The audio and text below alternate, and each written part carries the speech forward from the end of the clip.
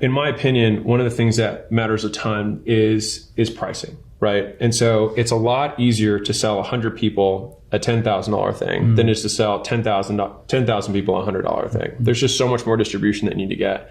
And so for me, I look at, do the people that I want to sell my thing have the money for my thing? And if everybody's broke in this particular market, then I might consider, well, is there anything else I know how to do, or anything else I'm passionate about, or anything else that I have a professional skill around?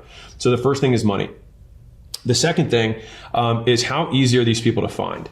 Like, is it really hard to find this, this particular subset of people? Or can I find them pretty easily? Are there directories, or there associations with them? If so, then it's easy for me to reach out or show up at those conferences or whatever. The next thing is, I'd rather have the market be growing. Like if I'm about to pick what business I'm going to get into, I'd rather go into one where there's more demand than there is supply, right? Like I'd rather just have the tailwind rather than a headwind.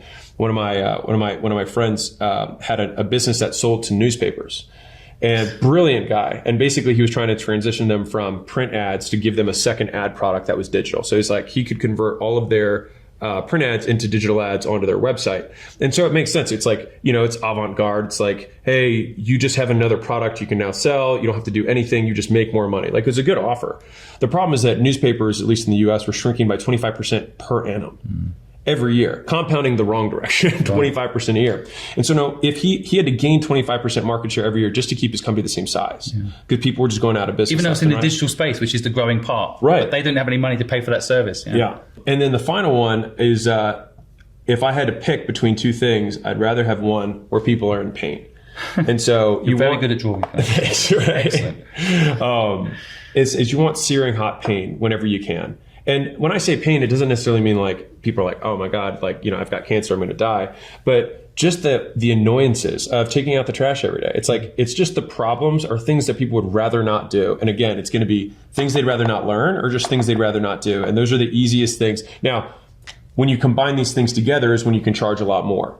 Like if it's just like, a lot of times when you start out like very, very early days, you probably don't know anything that other people don't know. I'm just being real, right? And so a lot of the earliest businesses you start are what we'd probably consider blue collar businesses. So it's like, it's cleaning, it's lawn care, it's painting.